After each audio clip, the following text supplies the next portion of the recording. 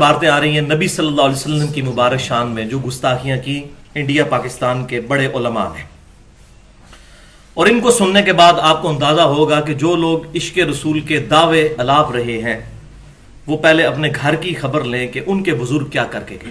اور میں پھر اس ویڈیو کی وساطت سے بالکل 100% انڈورس کرتا ہوں احمد رضا بریلوی صاحب نے جو 1905 میں حسام الحرمین لکھ کر علماء دیوبند کی گستاخانہ عبارتوں پر جو کفر کے فتوے لگائے وہ بالکل ٹھیک تھے.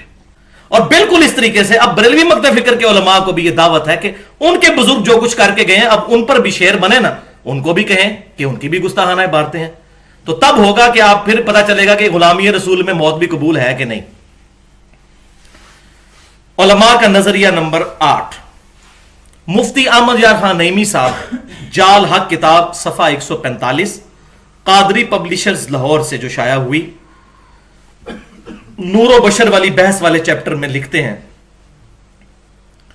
سورۃ الکہف کی آیت نمبر 110 کی تشریح کرتے ہوئے، بسم اللہ الرحمن الرحیم، قل انما انا بشر مثلکم، اے محبوب صلی اللہ علیہ وسلم آپ اعلان فرما دیجئے کہ بے شک انسان ہونے میں میں بھی تمہاری طرح ہوں. انسان ہونے میں میں بھی تمہاری طرح ہوں، مرتبے میں نہیں، فضیلت میں نہیں، جنس میں انسان. باقی کسی بھی انسان کو ان سے کوئی نسبت ہی نہیں ہو سکتی.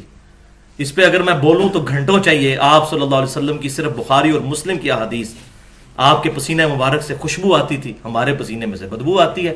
بڑے سے بڑا کوئی بزرگ ہو یا کوئی صحابی بھی ہو، کسی کے پسینے سے خوشبو نہیں آتی. یہ ہمارے پروفٹ کا پروٹوکول ہے صلی اللہ علیہ وسلم. بخاری اور مسلم کی متفق علیہ حدیث ہے، آپ صلی اللہ علیہ وسلم اپنی پیٹھ کے پیچھے بھی دیکھ لیتے تھے. 360 ڈگری کا ویژن آپ کو نظر آتا تھا. یہاں پر آنکھ نہیں تھی، پیچھے نظر آتا تھا. اب دنیا میں کوئی انسان ایسا نہیں جو اپنے پیچھے بھی دیکھ سکے بغیر کسی انسٹرومنٹ کے. تو آپ صلی اللہ علیہ وسلم جنس کے اعتبار سے انسان تھے، مرتبے کے اعتبار سے انسانیت کو ناز ہے آپ صلی اللہ علیہ وسلم کی مبارک ذات پہ. تو اب وہ نور و بشر والے مسئلے میں بحث کرتے ہوئے کہتے ہیں کہ اس آیت کو کہتے ہیں کہ اے محبوب صلی اللہ علیہ وسلم فرما دو میں تم جیسا بشر ہوں. آگے تشریح کرتے ہیں. ایک تشریح وہ ہے جو میں نے کی، وہ ہے صحیح تشریح. اب ان کی تشریح سنیں. اس آیت میں کفار سے خطاب ہے. چونکہ ہر چیز اپنی غیر جنس سے نفرت کرتی ہے، لہذا فرمایا گیا کہ اے کفار تم مجھ سے مت گھبراؤ. یعنی میں بھی انسان ہوں، تم بھی انسان ہو، مجھ سے مت گھبراؤ، میری دعوت سنو. میں تمہاری جنس سے ہوں، یعنی بشر ہوں. بالکل ٹھیک بات کہی، یہی اس سے مقصد تھا. لیکن آگے دیکھیں انہوں نے کیا کیا. جیسا کہ شکاری جانوروں کی سی آواز نکال کر شکار کرتا ہے، اس سے کفار کو اپنی طرف مائل کرنا مقصود ہے. والعیاذ باللہ تعالی. وہ کہتے ہیں جب شکاری نے کوئی جانور، تتر یا بٹیر کو شکار کرنا ہوتا ہے تو اپنے منہ سے ویسی آواز نکالتا ہے تاکہ اس کو شکار کرنے کے لیے قریب کرے. تو نبی صلی اللہ علیہ وسلم بھی قل انما انا بشر مثلکم کہہ کر کافروں کو اپنی طرف متوجہ کر رہے تھے. انا للہ و انا الیہ راجعون. اس پر میں وہ آیت پڑھوں گا، وہی کا فیصلہ. بسم اللہ الرحمن الرحیم، سورہ بنی اسرائیل آیت نمبر 48 اور سورۃ الفرقان آیت نمبر 9. انظر کیف ضربوا لک الامثال، اے محبوب دیکھ تو صحیح تیرے بارے میں کیسی کیسی مثالیں یہ بیان کرتے ہیں. فلا فضلوا، یہ گمراہ ہو گئے. فلا یستطیعون سبیلا، اب ان کو کوئی راہ ہدایت نہیں ملنے والی جو حضور کے لیے مثالیں بیان کرتے ہیں. تو یہ نبی صلی اللہ علیہ وسلم کے بارے میں اس طرح کی گفتگو صحابہ کرام کے سامنے ہو سکتی تھی؟ والعیاذ باللہ تعالی. ہمارے سب کانٹیننٹ میں ایک بہت بڑے بزرگ جن کو لوگ داتا صاحب کہتے ہیں، علی بن عثمان حجویری صاحب، جن کا مزار لاہور میں ہے، ان کی کتاب ہے کشف المحجوب، جو ان کے ماننے والے تو کہتے ہیں انہی کی کتاب ہے، کوئی تبدیلی اس میں نہیں ہوئی. یہ معرفت کی باتیں ہیں جو انہوں نے لکھی. کشف المحجوب کا اردو ترجمہ دیوبند نے بھی چھاپا ہے، مولانا عبدالرؤوف فاروقی صاحب نے. یہ دیوبندیوں کے بہت بڑے بزرگ ہیں، کچھ عرصہ پہلے تک تو زندہ تھے، ابھی مجھے نہیں پتا. ان کو صوفی باصفا اور یادگار اسلاف کہتے ہیں دیوبندی علماء. اور بریلویوں میں مولانا فضل الدین گوہر صاحب نے ترجمہ چھاپا ہے ضیاء القرآن پبلیکیشن سے. دیوبند کا ترجمہ اسلامی کتب خانہ سے شائع ہوا، اور بریلویوں کے ترجمہ جو ہے ضیاء القرآن سے، اس پر تقریض لگی ہوئی ہے پیر کرم شاہ صاحب الازہری کی بھی. یہ وہ ہے کشف المحجوب، جس کے بارے میں کہتے ہیں جدہ مرشد نہ ہو کشف المحجوب پڑھ لے. کہتے ہیں نا کہ جس کو پیر نہ ملے تو اس کے لیے پیر یہ کتاب ہے. یہ ذرا کتاب سن لیجئے، اس میں علماء کا نظریہ نمبر 12. साहब और शुक्र का चैप्टर है, चैप्टर नंबर 14। उसमें लिखते हैं, देवबंदी तर्जुमा मौलाना अब्दुल रऊफ फारूकी साहब का सफा 291 है और बरेलवी तर्जुमे में सफा 267 है, 267 ज़ियाउल कुरान वालों का। साहब और शुक्र की तारीफ करते हुए वो कहते हैं, हजरत दाऊद अलैहिस्सलाम की एक नजर जब वहां पड़ी जहां ना पड़नी चाहिए थी, यानी औरिया की बीवी पर, किसी दूसरे की बीवी पर हजरत दाऊद अलैहिस्सलाम की नजर पड़ी। ये असल में वो टेम्पर्ड फॉर्म में जो ओल्ड टेस्टामेंट आज मौजूद है ना, तौरात, उसमें ये वाकया बेहुदा लिखा हुआ है, वो टेम्पर्ड फॉर्म में तारीफ शुदा वहां से नकल किया है। उनका सहाबी है औरिया, उसकी बीवी पे हजरत दाऊद की नजर पड़ी तो आप अलैहिस्सलाम को हक ताला की तरफ से तंबीह का सामना करना पड़ा। और तो आगे डिटेल भी मौजूद है कि वो फिर बाद में उन्होंने अपने उस सहाबी को जंग में आगे भेज के कत्ल करवा के खुद उस औरत से शादी कर ली। ये पूरा वाकया वलियाउज़ुबिल्लाहि ताला उसमें लिखा है। तो वो कहते हैं हजरत दाऊद अलैहिस्सलाम को अल्लाह ताला ने डांटा कि ये तूने क्या किया। और हमारे पैगंबर सल्लल्लाहु अलैहि वसल्लम, अस्तगफिरुल्लाह, उनकी भी इसी तरह की एक निगाह हजरत ज़ैद इब्ने हारिसा की बीवी पर पड़ी, वलियाउज़ुबिल्लाहि ताला। तो हजरत ज़ैद इब्ने हारिसा पर उनकी बीवी हराम हो गई। हराम क्यों हो गई? कि नबी सल्लल्लाहु अलैहि वसल्लम ने उनको देखा तो आप सल्लल्लाहु अलैहि वसल्लम की ख्वाहिश थी माज़अल्लाह अस्तगफिरुल्लाह के उनसे वो शादी कर लें, तो अल्लाह ताला ने ऐसी को नफरत डाली कि वो उन पर हराम हो गई। हज़रत ज़ैद इब्ने हारिसा ने तलाक दे दी, हालांकि ये वजह नहीं थी तलाक की। वो वजह क्या थी कि हज़रत ज़ैद इब्ने हारिसा गुलाम थे और वो हाशमी खानदान से थी, उनकी आपस में बन नहीं पा रही थी, ये वजह थी। तो कहते हैं ये नजर पड़ गई तो हराम हो गई। और ये उम्मुल मोमिनीन हजरत ज़ैनब के बारे में रज़ियल्लाहु ताला अन्हा। अब वो कहते हैं इसलिए कि हजरत दाऊद अलैहिस्सलाम की नजर हालत सहव में थी। सहव कहते हैं जानबूझकर बंदा होश में हो और उससे कोई भूल चूक हो जाए। तो कहते हैं दाऊद अलैहिस्सलाम तो होश में थे, उन्होंने अपनी सहाबी की बीवी के साथ जो कुछ वो मामला देखने वाला किया तो अल्लाह ने उनको डांटा, और हमारे नबी को नहीं डांटा। उसकी वजह बता रहे हैं क्यों। वो कहते हैं और हमारे पैगंबर सल्लल्लाहु अलैहि वसल्लम की नजर हालत सुकर में थी, यानी मदहोशी की हालत में थी, इसलिए उन पर गिरफ्त नहीं हुई। सुकर और साहब ये टर्म्स हैं दो तसव्वुफ की। साहब कहते हैं जो बंदा होश में होता है जिसको सालिक कहते हैं, और सुकर कहते हैं ये मजजूब जिसको होश नहीं होती। और सुकर की अप्रोप्रिएट ट्रांसलेशन तो होता है मदहोशी में, नशे की वजह से जो मदहोश हो जाता है या किसी खौफ की वजह से, उसको कहते हैं ये सुकर में है। तो उन्होंने कहा चूंकि नबी सल्लल्लाहु अलैहि वसल्लम सुकर में थे इसलिए अल्लाह ताला ने गिरफ्त ही नहीं की। एक बंदा होश में ही नहीं है तो वो जो मर्जी करता फिरे, वलियाउज़ुबिल्लाहि ताला, अस्तगफिरुल्लाह व अतूबु इलैह। अब ये तो था इनका अकीदा। नबी सल्लल्लाहु अलैहि वसल्लम का जरा अकीदा कुरान पाक में जो बयान हुआ वही का फैसला। बिस्मिल्लाहिर रहमानिर रहीम, वन नजमी इदा हवा, उस सितारे की कसम कि जब वो उतरे, मा दल्ला साहिबुकुम वमा गवा, तुम्हारे नबी ना कभी बहके हैं ना कभी बेहरा चले हैं। Categorical mention. वमा यंतिकु अनिल हवा, वो तो अपनी ख्वाहिश नफ्स से कुछ नहीं बोलते। इन हुआ इल्ला वह्युन यूहा, वो तो वही कहते हैं जो अल्लाह की तरफ से उनको वही होती है। ये है गारंटी। ये गारंटी दुनिया के किसी इंसान के बारे में नहीं, चाहे वो सईदना अबू बकर सिद्दीक रज़ियल्लाहु ताला अन्हु हो या कोई और सहाबी हो, खास हसन बसरी हो या कोई और ताबई हो, ख्वा इमाम मालिक हो या कोई और तबा ताबई हो, ख्वा इमाम अबू हनीफा रहमतुल्लाह अलैह हो या कोई और इमाम हो, किसी के लिए गारंटी नहीं। अल्लाह। और बुखारी और मुस्लिम की मुत्तफक़ुन अलैह हदीस है कि नबी सल्लल्लाहु अलैहि वसल्लम में कंवारी लड़कियों से ज्यादा शर्मो हया थी, कंवारी लड़कियों से ज्यादा। और सूरह कलम में आया व इन्नका लअला खुलुकिन अज़ीम, ए महबूब सल्लल्लाहु अलैहि वसल्लम आप अखलाक के बुलंद तरीन दर्जे पर फाइज हैं। लक़द कान लकुम फी रसूलिल्लाहि उस्वतुन हसना, रसूलुल्लाह सल्लल्लाहु अलैहि वसल्लम की मुबारक जिंदगी में तुम्हारे लिए बेहतरीन नमूना है। ये नमूने पेश कर रहे हैं। ये कहां से आई चीजें? बेसिकली ये वही ज़ईफ रवायतों का फितना है। ये तफसीर तबरी में भी मौजूद है। इसीलिए तो मैंने पूरा लेक्चर रिकॉर्ड करवाया 1 घंटा और 35 मिनट का, मसला नंबर 36 के नाम से ahlesunnatpak.com पर ज़ईफुल असनाद और मन घड़त अहादीस के फितने का तहकीकी जायजा। लेकिन हदीसें लिखने वाले मुजरिम नहीं है, उन्होंने साथ सनद बयान की, रिजल्ट कोई नहीं निकाला। मुजरिम ये लोग हैं जो उन रवायतों को लेकर फिर रिजल्ट भी निकाल रहे हैं, और इतने बेहुदा रिजल्ट जो कुरान और सुन्नत के खिलाफ है। ये इसकी सनद को तो परखने की जरूरत नहीं थी, वैसे ही किताब और सुन्नत के खिलाफ है, कुरान और सुन्नत की थीम के खिलाफ है ये बातें, वलियाज़ु बिल्लाहि ताला। अब यहां पर मैं एक बात करना जरूरी समझता हूं ताकि मैं थोड़ा मामला खुल जाए।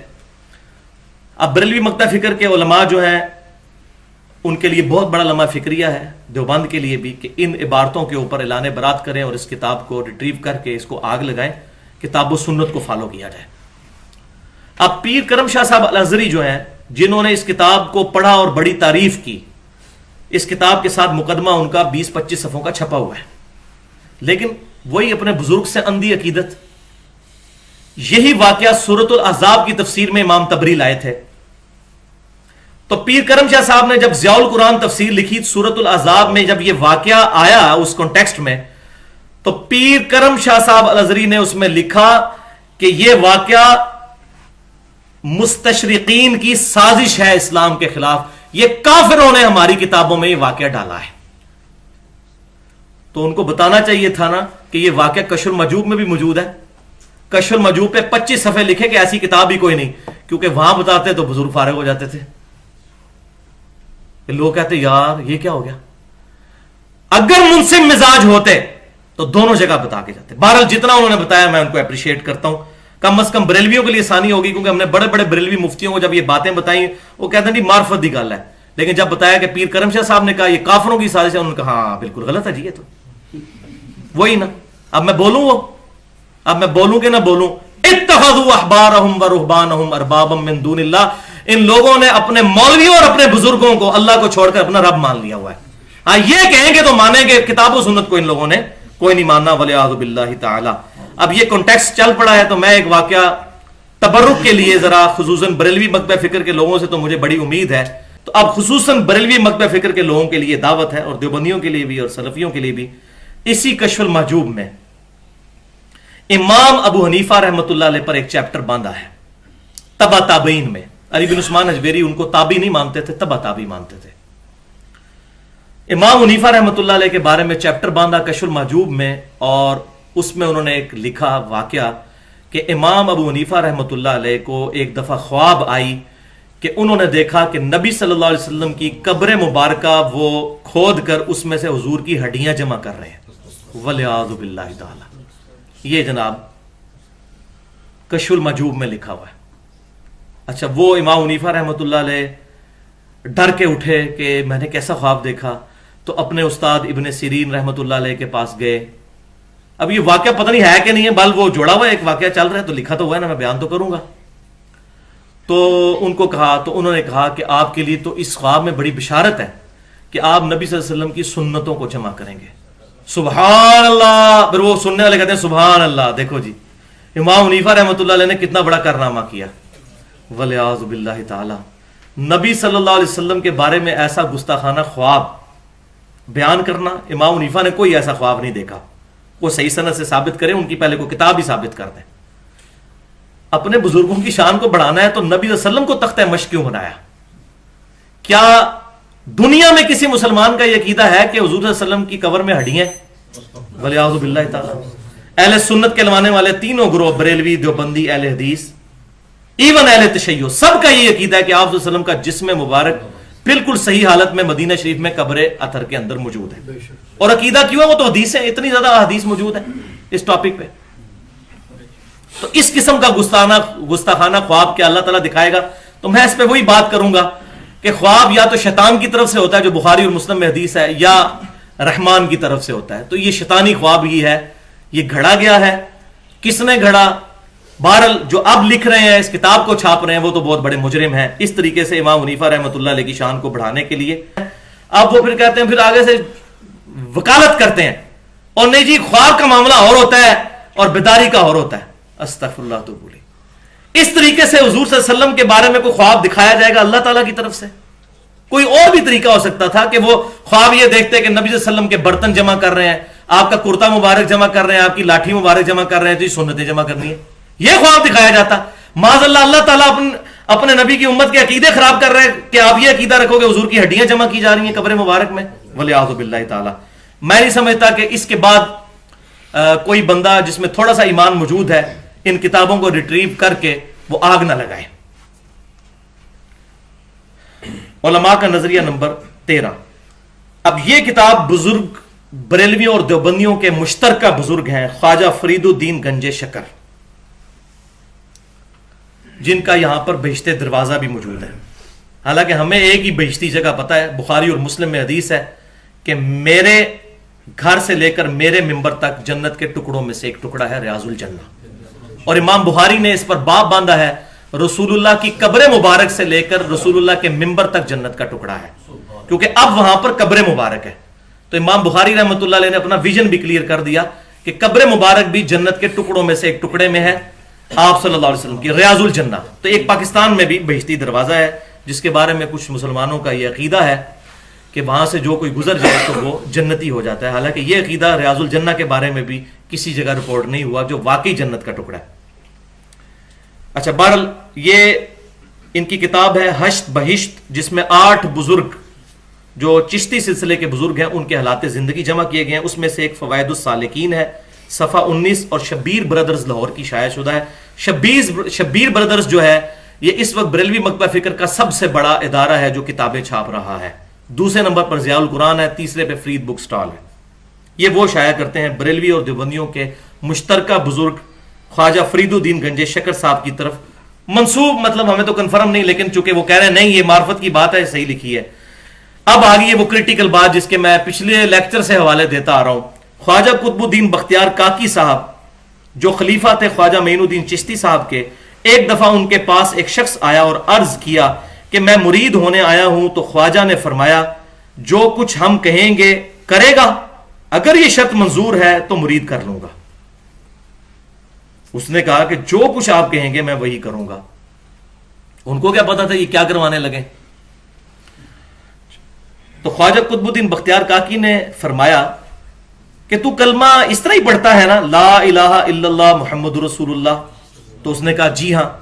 تو فرمایا تو اب ایک بار اس کلمے کو یوں پڑھ، لا الہ الا اللہ چشتی رسول اللہ والعیاذ باللہ۔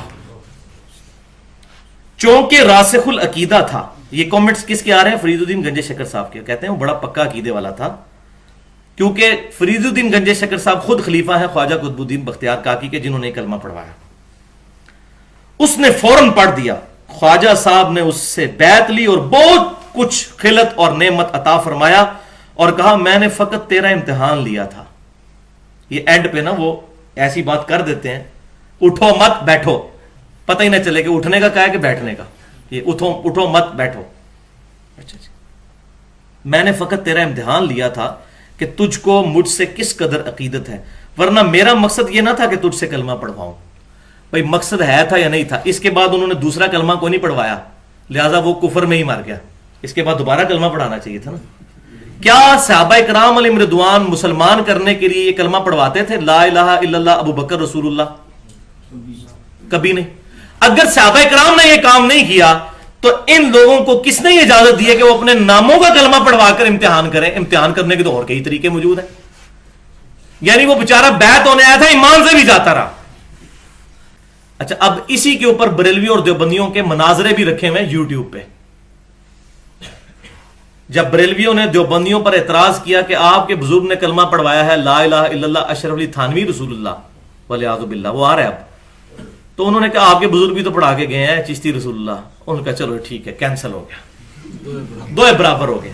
یہ بالکل اس طریقے سے ہے کہ اگر کوئی شخص یہ کہے میرا بیٹا اسکول میں فیل ہو جائے اور میں پوچھوں بیٹا تو کیوں فیل ہوا، تو کہ ابو جی آپ کے دوست کا بیٹا بھی فیل ہو گیا، تو میں کہوں ہاں بالکل ٹھیک ہوا ہے۔ بھائی دونوں غلط ہیں، اور یہ مناظرے کرتے ہوئے شرائط رکھتے ہیں کہ اگر ہم نے کوئی ایسی گستاخی آپ کے بزرگ کی نکالی جو کفریہ ہوئی تو آپ نے فتویٰ لگانا ہے۔ ہاں اگر آپ نے اس کے مقابلے پر ہمارے بزرگ کی کوئی نکال دی تو پھر نہ ہم آپ پر فتویٰ لگائیں گے نہ اپنے پر، اور پھر وہ اینڈ پہ دعا کر رہے ہوتے ہیں یا اللہ ہم میں سے جو جھوٹا ہے اس کو یہیں پر موت دے دے، اور کسی کو موت نہیں آتی، یعنی دونوں جھوٹے ہوتے ہیں، کیونکہ پھر دونوں جھوٹے ہوئے نا۔ والعیاذ باللہ تعالی۔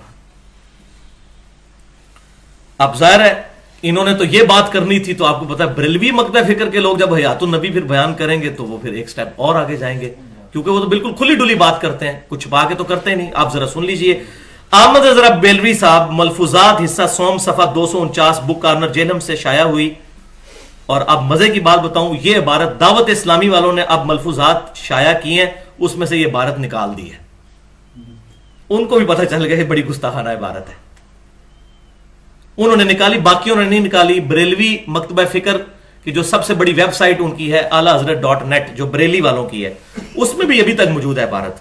انہوں نے دعوت اسلامی انہوں نے نکال دی، میں ان کو اپریشیٹ کرتا ہوں اس مسئلے میں. لیکن اب پبلک کو بتائیں کہ یہ ایسی بیہودہ عبارت تھی کہ ہمیں نکالنی پڑی، تو لوگوں کو بتائیں بھی کہ بزرگوں سے غلطی ہو سکتی ہے. تو احمد بریلوی صاحب کہتے ہیں کہ انبیاء کرام کی حیات قبروں میں حقیقی حصی دنیاوی ہے. انہوں نے ایک لفظ اور ایڈ کر دیا، دنیاوی کہا تھا نا دیوبندی، انہوں نے کہا حصی بھی ہے، حصی دنیاوی، ٹینجیبل، حصی دنیاوی ہے. بلکہ سیدی کہتے ہیں، بلکہ میرے جو آقا ہیں، نبی صلی اللہ علیہ وسلم کو نہیں کہہ رہے، اپنے ایک بزرگ کو کہہ رہے ہیں، بلکہ سیدی محمد بن عبد الباقی زرقانی جو دیوبند اور بریلویوں کے مشترکہ بزرگ ہیں، وہ فرماتے ہیں کہ انبیاء کرام علیہ السلام کی قبور مطہرہ میں ازواج مطہرات بھی پیش کی جاتی ہیں، وہ ان کے ساتھ شباشی بھی کرتے ہیں. میں نے کہا تھا نا بریلوی تو پھر کھل ڈل کے بات کرتے ہیں. انہوں نے کوئی اس میں رہنے نہیں دی بات. انہوں نے کہا جناب دنیاوی کی آپ کو تعریف پھر اب کھول کے بتاتے ہیں دنیاوی کا مطلب کیا ہوتا ہے، یہ سارے کام ہوتے ہیں وہاں پر. اچھا آپ بریلوی کہتے ہیں وہ جناب یہ تو انہوں نے عبد الباقی زرقانی کا قول نقل کیا ہے. اچھا تو نقل کر کے اس کی تردید کی ہے، انہوں نے تو اپنی بات کی دلیل میں وہ قول پیش کیا ہے. اور دوسرا انہوں نے کہا سیدی، آپ کوئی کہے سیدی غلام احمد قادیانی فرماتے ہیں، پھر آقا کہا، اس کو اپنا سردار کہا. وہ ظاہر ہے ان کو بزرگ مانتے ہیں وہ، تو وہ کہتے ہیں کہ انہوں نے تو یہاں تک لکھ دیا ہے. یہ ان کے چونکہ انہوں نے دلیل قرآن و حدیث سے تو نہیں دینی ہوتی نا، وہ بزرگ نے فرما دیا وہ کافی ہے. تو انہوں نے کہا کہ آپ کو اب زیادہ چکروں میں کیا ڈالیں، بزرگوں نے تو یہاں تک فرما دیا ہے کہ قبروں میں بیویاں بھی پیش کی جاتی ہیں، شاباشی کرتے ہیں. اللہ اللہ خیر اللہ، دو جملے تو گل سمجھا دئیے اے جے بھائی جی، ساری گل حصی دنیاوی. اچھا اب اس پہ وہی کا ذرا فیصلہ سن لیجئے. حیات النبی کو تو ہم مانتے ہیں، میں نے الحمدللہ ریٹن فارم میں بھی لیکچرز بھی موجود ہیں، اور ہم ہی مانتے ہیں صحیح حیات النبی صلی اللہ علیہ وسلم کو. وہی کا فیصلہ بسم اللہ الرحمن الرحیم، سورۃ الاحزاب آیت نمبر 6، النبی اولا بالمؤمنین من انفسہم وازواجہ امہاتہم. نبی صلی اللہ علیہ وسلم مومنین کی جانوں سے بھی زیادہ ان پر حقدار ہیں، اور نبی صلی اللہ علیہ وسلم کی بیویاں امت کی مائیں ہیں. حضور کی بیویوں کے بارے میں بات کرنا اپنی ماں کے بارے میں بات کرنا ہے. کوئی شخص یہ کہہ سکتا ہے کہ یہ وہ کمرہ ہے جس میں میرے والد صاحب میری والدہ کے ساتھ شاباشی فرماتے ہیں، اور نبی صلی اللہ علیہ وسلم کے بارے میں یہ بات کرنا. اور میں آپ کو آج ایک ٹروتھ بھی ریویلڈ کر دوں، میرے دماغ کی پہلی گرا جس چیز نے کھولی نا وہ یہی عبارت تھی. مجھے ایک بندے نے آ کے عبارت دکھائی کہ تمہارے احمد بریلوی صاحب نے یہ عبارت لکھی ہے، لیکن الحمدللہ میں اتنا بکا ہوا نہیں تھا. میں نے کہا یہ مس پرنٹنگ ہوگی، بات یہ ویسے غلط ہے، مجھے سمجھ نہیں آتی. اور وہیں سے اللہ تعالیٰ نے پتہ نہیں قبولیت کی گھڑی تھی، وہیں سے پھر رستہ کھلا اور پھر قرآن پاک 2007 میں پڑھنا شروع کیا، اور اللہ تعالیٰ نے نبی صلی اللہ علیہ وسلم کے مبارک قدموں تک پہنچا دیا الحمدللہ. تو یہ وہ پہلی عبارت تھی جس نے میرا دماغ کھولا کہ یار اتنے بڑے بزرگ بھی یہ کام کر سکتے ہیں. تو یہاں سے مجھے اب اینٹی وینم ہاتھ لگ گیا کہ اصل مسئلہ یہ ہے، اس طریقے سے اس سے توڑیں اور جوڑیں نبی صلی اللہ علیہ وسلم کے ساتھ. اللہ تعالیٰ سے دعا ہے کہ ہمیں گستاخوں سے بچا کر نبی صلی اللہ علیہ وسلم کے ساتھ سچی محبت رکھنے والے جو لوگ ہیں، کتاب و سنت کے منہج کے جو لوگ ہیں، ان کے ساتھ اٹیچمنٹ نصیب فرمائے. کتاب و سنت اور اجماع کی تعلیمات کو خود عمل کر کے دوسروں تک پہنچانے کی توفیق عطا فرمائے. جو حق بات میں نے آج کہی اللہ تعالیٰ ہمارے دلوں میں راسخ فرمائے. اگر جذبات میں میرے منہ سے کوئی غلط بات نکل گئی تو اللہ تعالیٰ ہمارے دل سے محو کر دے اور اس کو معاف بھی فرما دے.